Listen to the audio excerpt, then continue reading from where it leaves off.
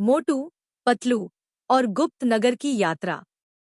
गुप्त नगर में एक पुराना पेड़ था जिसे 3 पेड़ कहा जाता था।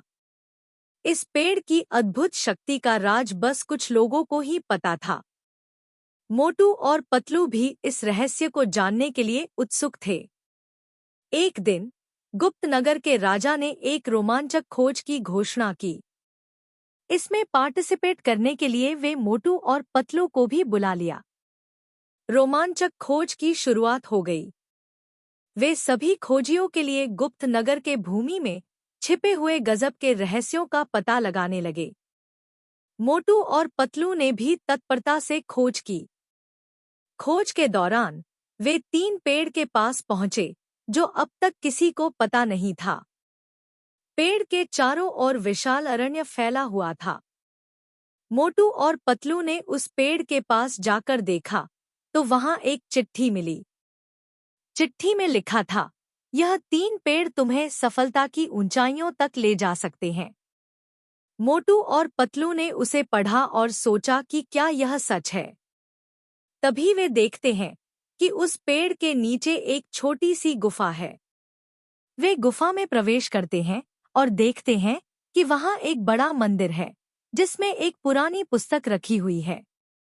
वे पुस्तक को खोलते हैं और उसमें एक विशेष तांत्रिक तिलिस्म होता है। मोटू और पतलू ने उसे खोला और वहां छिपी हुई शक्ति के बारे में पढ़ा।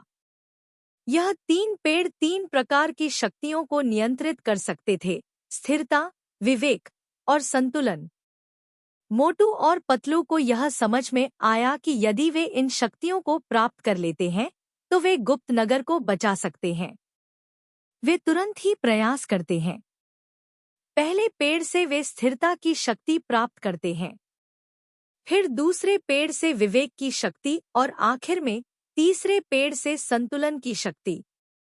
इसके बाद वे गुप्त नगर के राजा के पास चले गए और उन्हें अपने खोज के बारे में बताया।